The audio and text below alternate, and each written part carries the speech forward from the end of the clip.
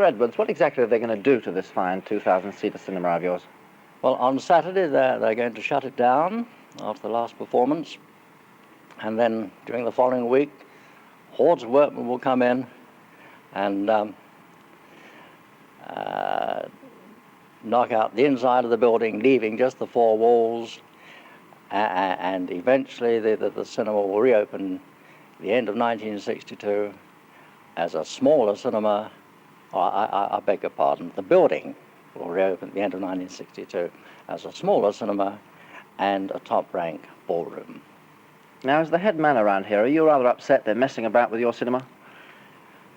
Oh, for sentimental reasons, yes. I'm sorry to see the building come under the hammer, but looking at it from a business point of view, it's a very good thing, because the days of the large super cinema are, I think, finished, and the requirement these days is for a smaller cinema with much more comfort, more amenities, and the latest of all technical equipment.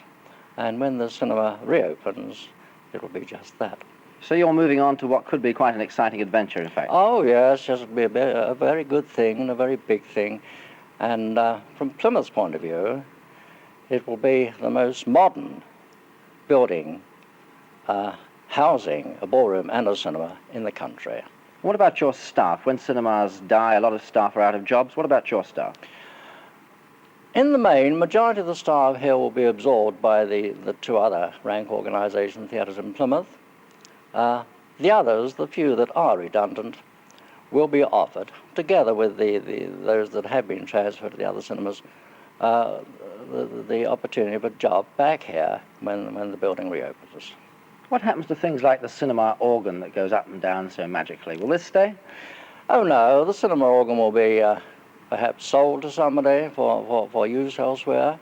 It's a very difficult thing to get rid of, but I have no doubt the company will get rid of it.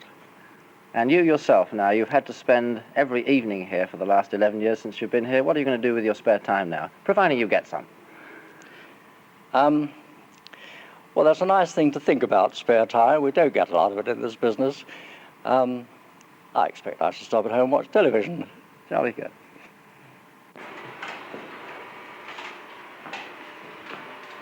Well, Mr. Lisi, all getting ready for your last performance tomorrow, I suppose. I am. Now tell me, you've been here 30 years. There must have been a lot of changes to your job in this time. Oh yes, we've had several different equipments, and each one was more modern. Can you remember the first film you did? Jack Holbert and Cicely Courtnage in The Ghost Train. That was 30 years ago. Now the cinema industry has changed since those days. Do you prefer the new films or the old ones? Well, that's difficult to answer, really. Times alter, of course, different public, but...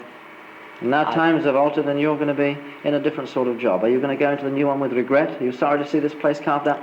I'm very sorry to see it go, because having been here 30 years, a long time, doing the same job, that it'll be a bit of a heartbreak to see it go, but of course we've got to move with the times. 30 years is a long time. Tell me, what is the most interesting or eventful thing that's happened to you here in that time? It was the most hectic times, if that will answer. It was during the war days. We had some very trying times then, trying to put the show over and trying to put incendiary bombs out at the same time. Jolly good. Now, moving on to your new type cinema, what changes is this going to bring to your job? Oh, it is quite a change. It'll be altogether different, because it's full automation, and we shall be presenting the program, presenting the show from a control panel in the auditorium. And it's quite different to what we're doing now. Now this room here is quite a big one. I was surprised at the size. I can see there's no smoking. Obviously you have to dash around a lot. Which are you going to prefer, this old life or the new, very modern, just press buttons downstairs? That's very, very difficult to answer now. I really don't know. I've not done the new job yet, so I've got that to find out. Thank you very much indeed, Mr. Lisi. Thank you. Well, as the manager and the projectionist have told us, time is marching on for the Gaumont, but most things will stay. Most things will survive the change, except our old friend, the cinema organ. Now, one thing I've always wanted to do is have a ride on one of these things, so I'm going to do just that passing you back to the studio on the way.